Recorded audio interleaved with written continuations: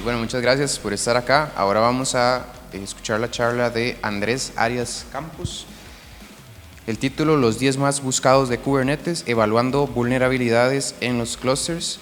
Andrés es un ingeniero DevOps especializado en controladores CI y CD y ciberseguridad con experiencia en entornos Cloud Native. Adelante, Andrés, un aplauso, por favor.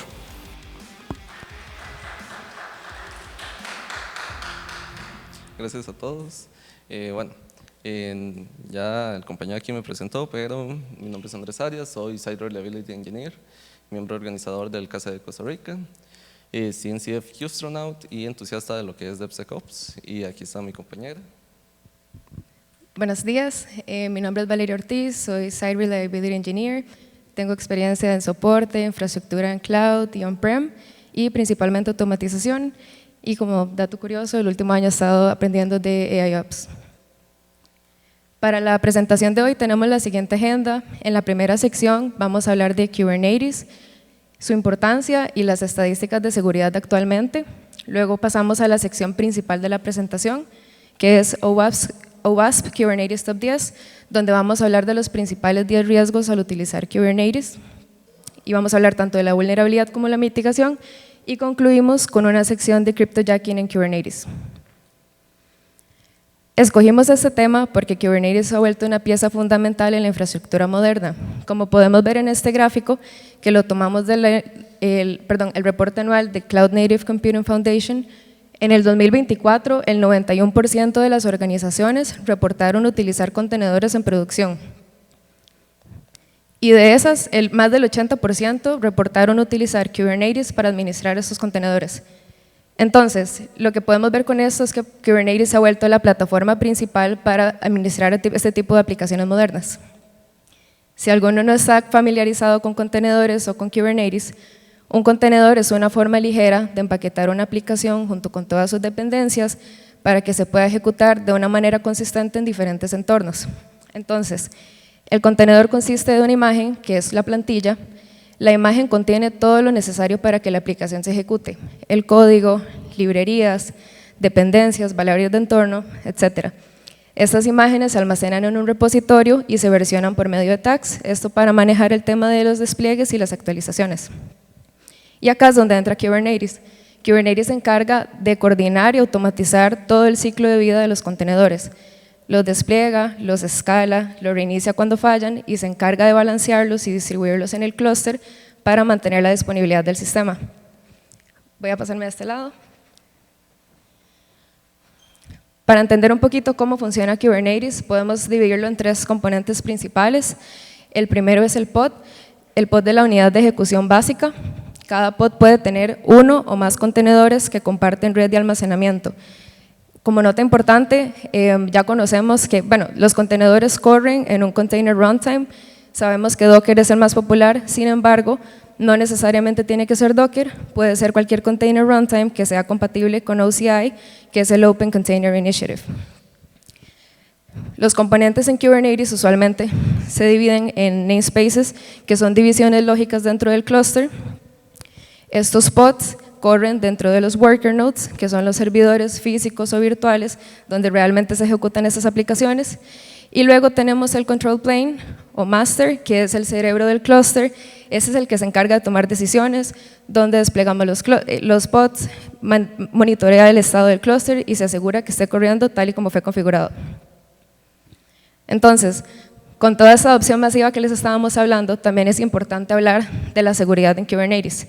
Entonces, esto fue tomado del reporte de seguridad de Red Hat en el 2024, donde reportaron que el 67% de las organizaciones han tenido retrasos en sus lanzamientos por problemas de seguridad en Kubernetes, y casi la mitad han perdido clientes o ganancias por ese tipo de incidentes.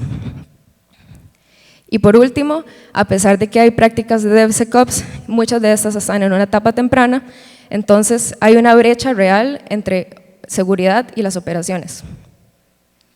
Esto también se refleja en la exposición real de los clusters. En una investigación de Wiz Research se demostró que los ataques empiezan en menos de 20 minutos de ponerse un clúster en línea.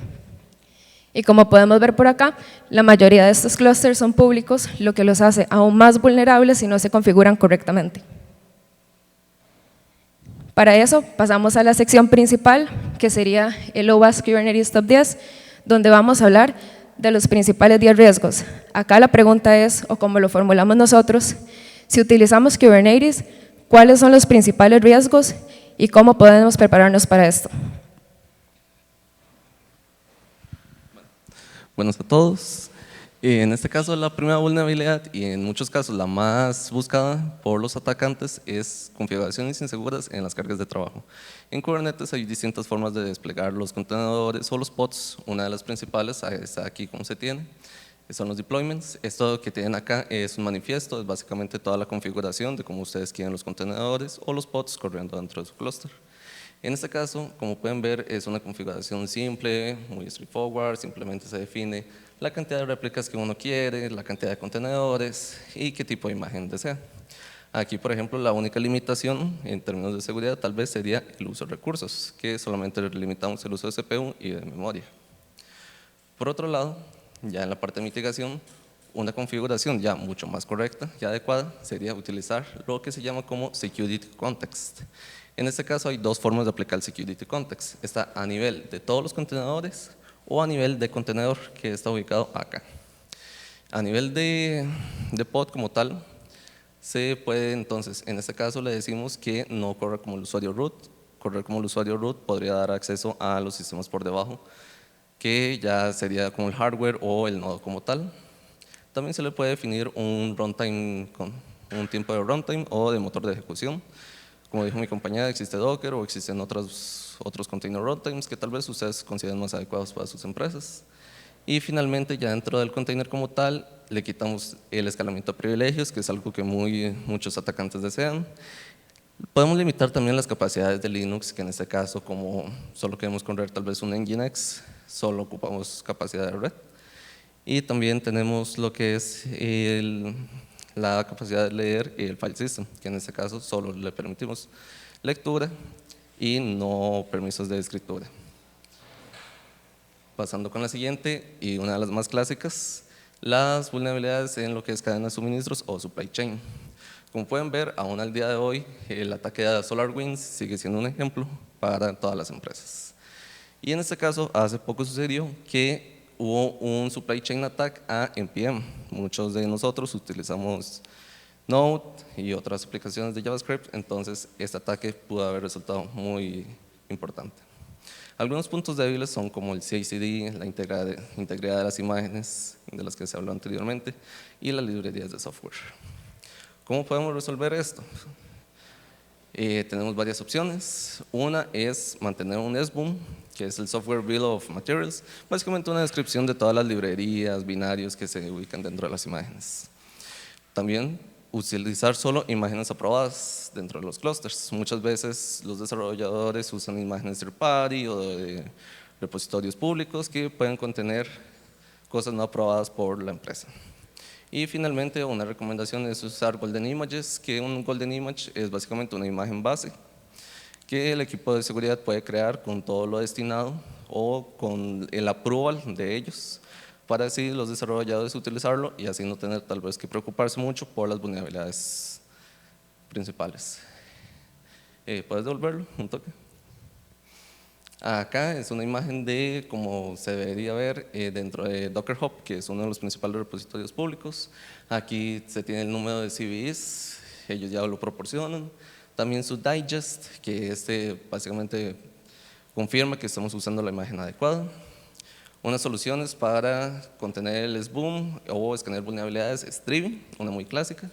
Y para limitar las imágenes aprobadas está Open Policy, ambas open source.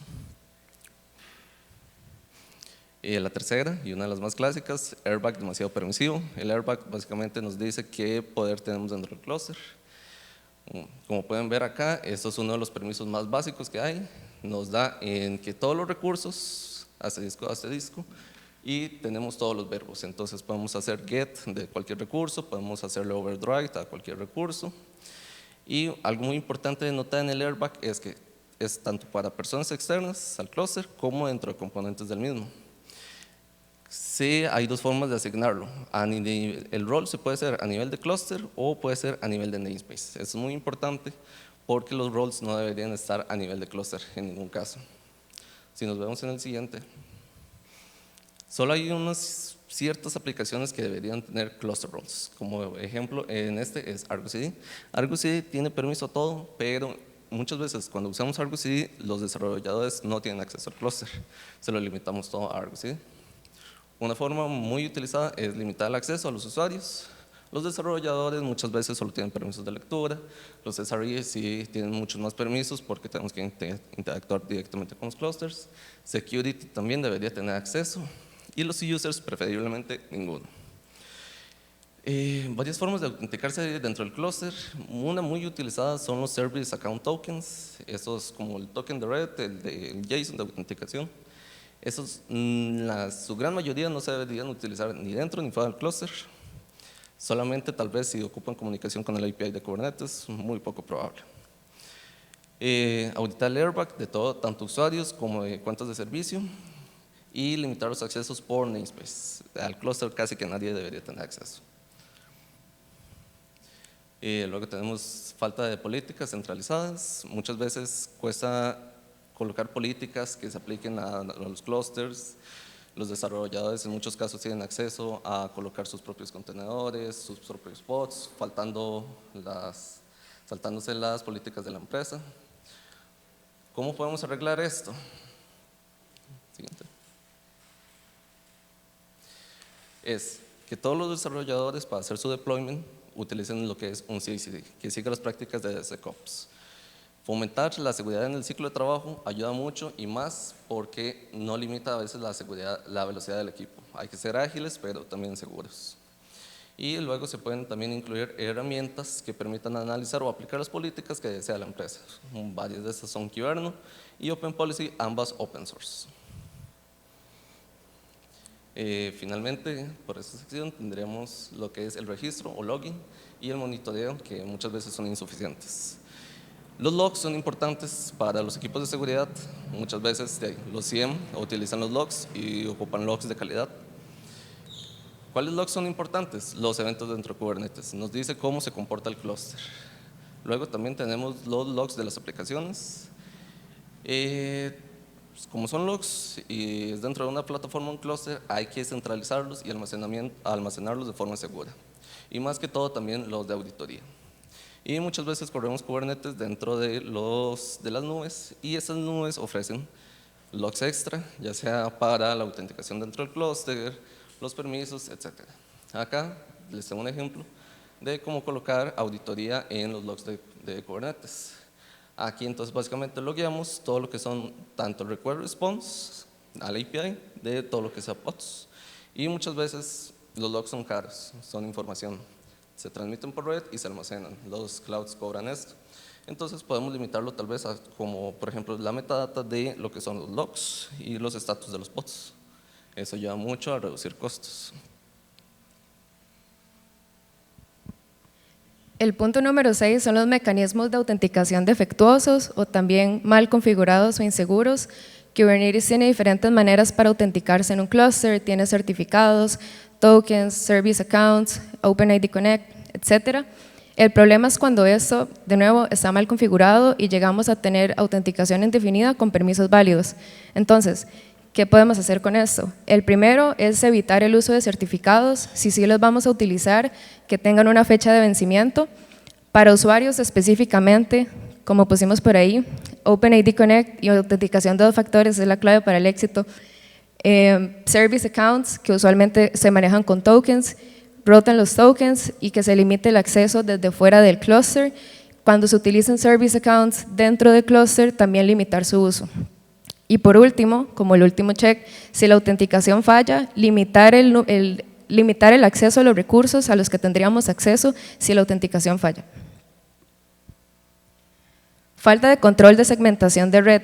Por defecto, Kubernetes no bloquea el tráfico entre pods. Entonces, ¿cuál es el problema con esto? Si algún pod se ve comprometido, algún atacante se podría mover lateralmente dentro del clúster. Entonces, para esto lo que se recomienda es utilizar un network policy que con eso podemos definir cuáles componentes se pueden comunicar entre ellos. Como mencionábamos anteriormente, en Kubernetes tenemos unas divisiones lógicas llamadas namespaces, entonces podemos definir namespace A se puede comunicar con namespace B, o tal vez namespace B solo puede recibir tráfico hacia adentro y no tiene tráfico hacia afuera. Podemos definir las reglas, es configurable. También, cuando tenemos múltiples entornos, por ejemplo, tenemos diferentes equipos o tenemos tal vez un entorno de desarrollo, staging, producción, se recomienda también separarlos en namespaces o incluso en diferentes clusters. Y por último, para soluciones más complejas, se recomienda utilizar un service mesh, puede ser Istio, Linkerd o Cilium, para tener un control más granular del tráfico y poder activar MTLS entre los servicios. También están los fallos en la gestión de secretos. Es importante saber que en Kubernetes, por defecto, los secretos están codificados en base 64, no están cifrados. Hay un componente importante en el cerebro de Kubernetes, el control plane, que es el etcd, que se puede decir que es la base de datos de Kubernetes, donde se almacenan todas las configuraciones del clúster. Entonces, si esto se hubiera comprometido, alguien podría acceder y podría simplemente agarrar los secretos. Acá tenemos un ejemplo, le hacen el decode y tienen acceso a nuestras contraseñas. Lo que se recomienda para eso es, primer paso, encriptar el etcd. Si se hubiera comprometido, estaría encriptado. Se recomienda buscar alguna solución que ya haga esto. Lo segundo es limitar el acceso y la visibilidad de los secretos. Esto está ligado con lo que presentó Andrés de la parte del RBAC. Rotar los secretos regularmente, no tener el mismo secret 2 años para la misma aplicación. Y por último, existen diferentes soluciones third party. Esto sirve para no utilizar el secreto directamente en el manifest o en el YAML. Podemos utilizar alguna de las soluciones ya existentes como HashiCorp Vault, AWS Secret Manager o OpenBAO. Finalmente, ya llegando a los últimos dos, tenemos lo que son los componentes del clúster mal configurados. Como mencionó Valeria al inicio, tenemos varios componentes, 5 principales dentro del control plane y 2 dentro de ya lo que son los nodos. Tenemos el kubeflate, el kubeproxy, y dentro del control plane tenemos el API, el control manager, el scheduler y el etcd. Muchas veces, como la gran mayoría de usos de Kubernetes son dentro de los clouds, ya por ejemplo lo que es Amazon EKS o Azure Kubernetes Service, estos ya manejan todo lo que son las configuraciones más adecuadas dentro de lo que es el control plane. Si ustedes desean implementar su propio clúster de Kubernetes, muy poco recomendado, pero algunas organizaciones lo necesitan, existen herramientas llamadas como Kubebench, que permiten escanear todo lo que son los componentes y nos dice una lista de paths o de warnings que tenemos que seguir. Por ejemplo, temas de autenticación, temas de logueo, entre otros. Y finalmente llegamos a lo que son los CVEs de componentes de Kubernetes. Lo anterior era más relacionado a Kubernetes como tal. Aquí estamos hablando de ya aplicaciones que generalmente uno corre dentro del clúster. Varias de las conocidas son Nginx, Argo CD y Containerd. Estas son distintas aplicaciones. Containerd es un motor de ejecución o runtime. Argo CD es lo más utilizado actualmente para lo que son deployment de aplicaciones dentro de los clusters. Y Nginx, bueno, ahorita está un poco en desuso, pero por muchos años fue el por defecto de forma de ingresar a los clusters, todo el tráfico de red.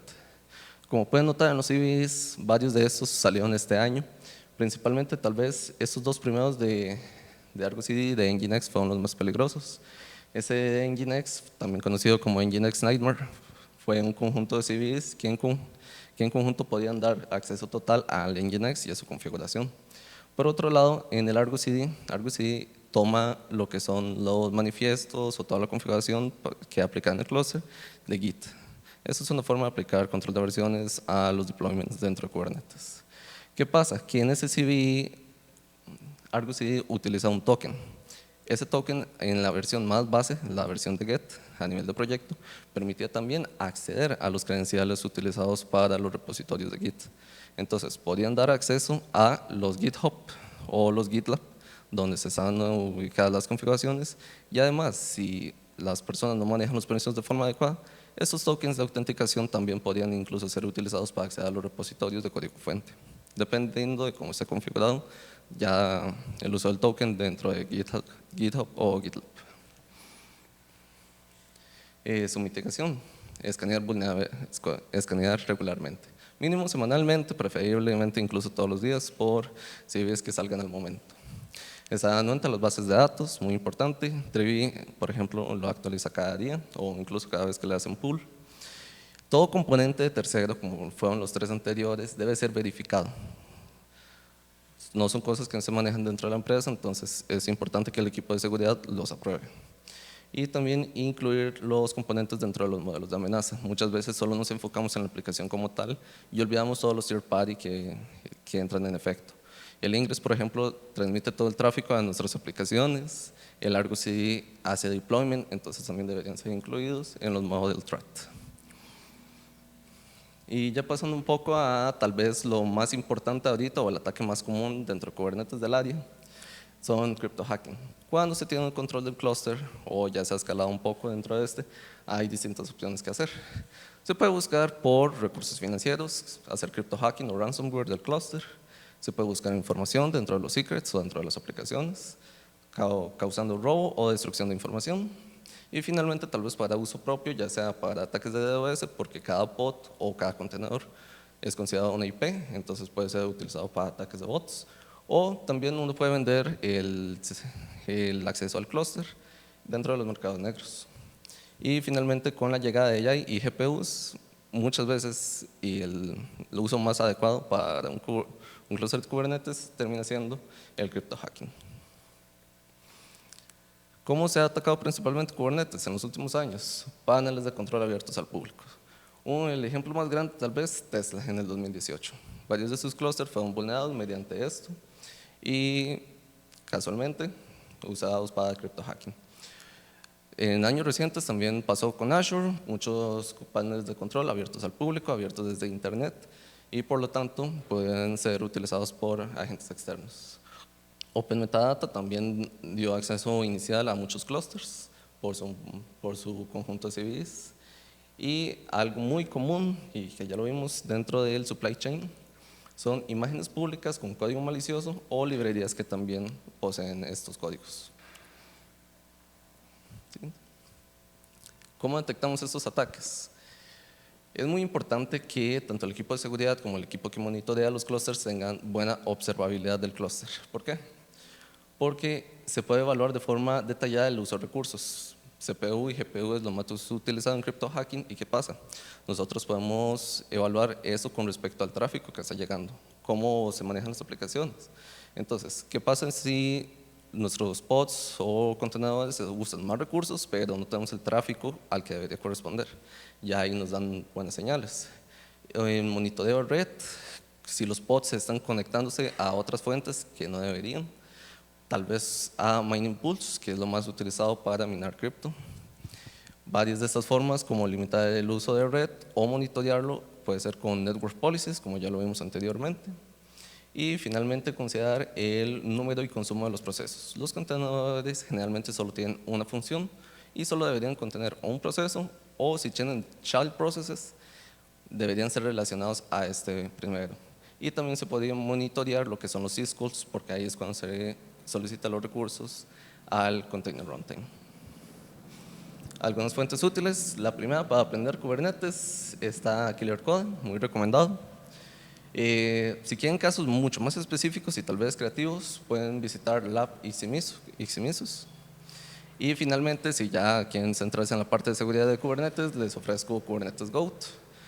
Comprende todo lo que son los CVEs que ya vimos y también una explicación tal vez un poco más detallada. Y bueno, el OWASP Top 10 de Kubernetes salió en el 2022, ya este año se está haciendo una nueva encuesta. Hay nuevas opciones, como por ejemplo movimientos laterales dentro de clusters. Ahorita es algo muy común conectar clusters de lo que es Google con AWS para ofrecer siempre las mejores capacidades a los clientes. ¿Y qué pasa? Si un clúster de Amazon es vulnerado y tiene conexión a uno de Azure, es posible incluso el movimiento lateral dentro de estos. Acá también está el Threat Matrix de Kubernetes. Este fue diseñado por investigadores de Microsoft. Aquí tal vez sí no se ve tan bien. Tenemos todo lo que es usado en Mitre, que en realidad este es una versión adaptado a Kubernetes de lo que es el Container Matrix de MitraAttack, bien conocido dentro de la comunidad. Y finalmente, sección de preguntas.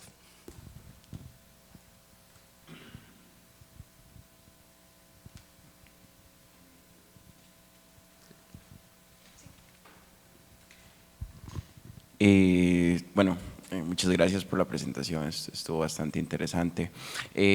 Ustedes comentaron algo respecto a los security contexts que como medida de seguridad para el tema de la configuración. Esos security contexts, ¿cómo los podríamos definir? ¿Son configurables o ya es algo que se habilita específicamente?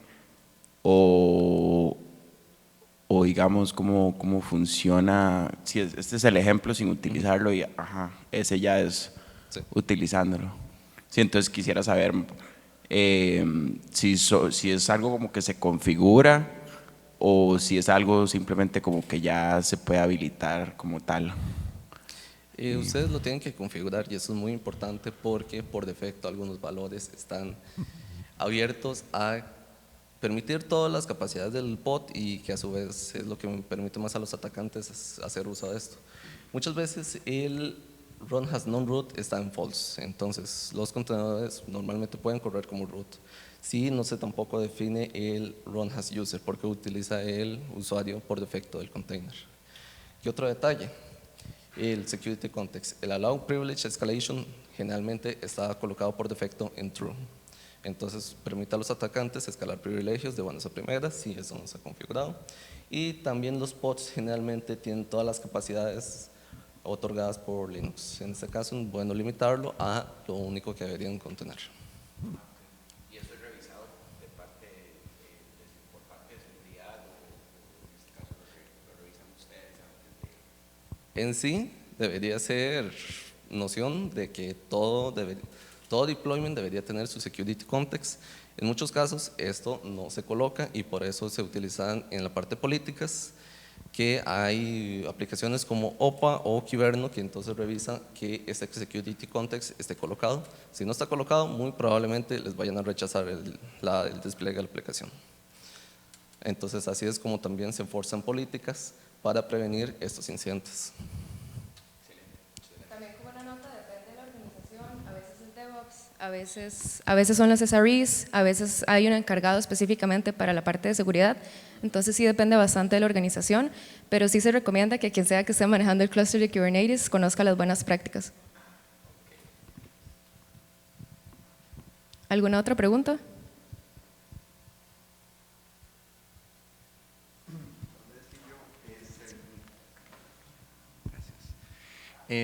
Mencionaban que a veces es mejor no implementar su propio Kubernetes cluster y depender completamente de la nube. Entonces mi pregunta es, ¿qué estaría mitigando exactamente con irme full cloud native? Ok, con el tema de hacer un deployment on-prem o bueno, nuestra propia solución de Kubernetes es que hay que configurar todos los componentes del control plane o el cerebro, entonces creo que esa es la parte más sensible o la que puede ser más vulnerable a la hora de configurarlo si no lo hacemos correctamente, como mencionábamos antes, que es recomendado encriptar el etcd, etcétera. Usualmente las soluciones de cloud ya nos ofrecen eso. También en muchas, cuando revisamos los clusters, solo podemos ver los worker nodes, nosotros no tenemos acceso y usualmente hay que abrir un ticket con soporte porque ellos se encargan de manejar todos los componentes. Si lo hacemos on-prem, nosotros estamos encargados de hacer eso, también súper importante los backups. Para el cluster de Kubernetes se recomienda siempre utilizar 3 control planes, de nuevo porque como es el cerebro, si tenemos solo uno, si este se cae, nos quedamos sin acceso al cluster. También por el tema del high availability, principalmente del etcd, ese es un componente súper importante. Entonces, básicamente te quita como toda esa responsabilidad de manejar como el cerebro del cluster. Un detalle para agregar ahí, todos estos componentes tienen su propia versión, también los que están dentro de los nodos. Esto facilita utilizar un cloud a veces facilita mucho la actualización de lo que es el control plane o incluso de los worker nodes, que muchas veces hay cierto downtime cuando tenemos que actualizar un nodo. Las aplicaciones que están en muchas veces no están disponibles El máster lo puede recalendarizar dentro de otro nodo. Hay algunas que sí necesitan un nodo en específico y el proceso termina siendo mucho más eficiente dentro de un cloud, porque incluso este puede proveer otra máquina con las mismas capacidades mientras la primera se actualiza. También una nota adicional con eso, cada componente que ven ahí, si tenemos 1 o 3 control planes, hay que actualizarlo uno por uno, paso por paso, y tienen un orden. Entonces también por eso es que ofrecen esas opciones con cloud, porque nos quita todo ese trabajo. Ya estaríamos con el tiempo. Gracias.